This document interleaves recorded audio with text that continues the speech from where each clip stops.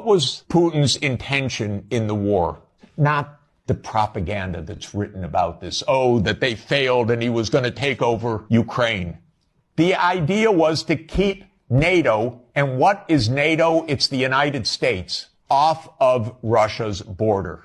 No more, no less. When the Soviet Union ended in 1991, and an agreement was made that NATO will not move 1 inch eastward. Now, what happened after 1991, the United States decided there would be no end to eastward enlargement of NATO. And the decision was taken formally in 1994. When President Clinton signed off on NATO enlargement to the east, all the way to Ukraine and into Georgia. So the NATO enlargement, as you know, started in 1999 with Hungary, Poland, and the Czech Republic. And Russia was extremely unhappy about it. But these were countries still far from the border. So the next round of NATO enlargement came in 2004. With the 3 Baltic states, Romania, Bulgaria, Slovenia, and Slovakia. At this point, Russia was pretty damn upset.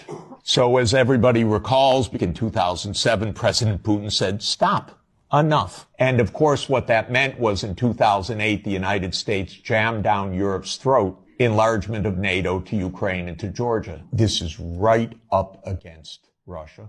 And Russia protested, because if Russia decided to have a military base on the Rio Grande or the Canadian border, not only would the United States freak out, we'd have war within about 10 minutes, and a month later, a war broke out. That gets Georgia destroyed. And starting in 2010, the U.S. put in Aegis missile systems in Poland and then in Romania. And Russia doesn't like that. In 2010, Viktor Yanukovych was elected on the platform of neutrality. Russia had no territorial interests or designs in Ukraine at all. What Russia was negotiating was a 25-year lease for Sevastopol Naval Base. That's it. Not for Crimea, not for the Donbass, nothing. In 2014, the U.S. worked actively to overthrow Yanukovych. Everybody knows the phone call by my Columbia University colleague, Victoria Nuland, and the U.S. Ambassador Peter Piot. Listen to it. It's fascinating.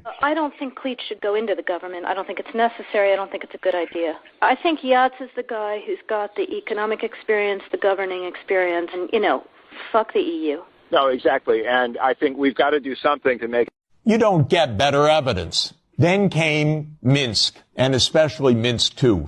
It said there should be autonomy for the Russian-speaking regions in the east of Ukraine. It was supported unanimously by the UN Security Council. The United States and Ukraine decided it was not to be enforced. There were many thousands of deaths in the shelling by Ukraine in the Donbass. And one of the issues on the table in December 2021, January 2022, was, does the United States claim the right to put missile systems in Ukraine? And Blinken told Lavrov in January 2022, the United States reserves the right to put missile systems wherever it wants. So the war started. What was Putin's intention in the war? It was to force Zelensky to negotiate neutrality. And that happened within 7 days of the start of the invasion. Ukraine walked away unilaterally from a near agreement. Why? Because the United States told them to. The idea was that there would be Ukraine, Romania, Bulgaria, Turkey, and Georgia that would deprive Russia of any international status by blocking the Black Sea.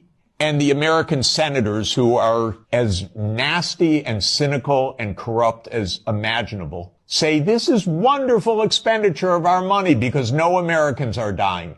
It's the pure proxy war. And since the U.S. talked the negotiators away from the table, about 1 million Ukrainians have died or been severely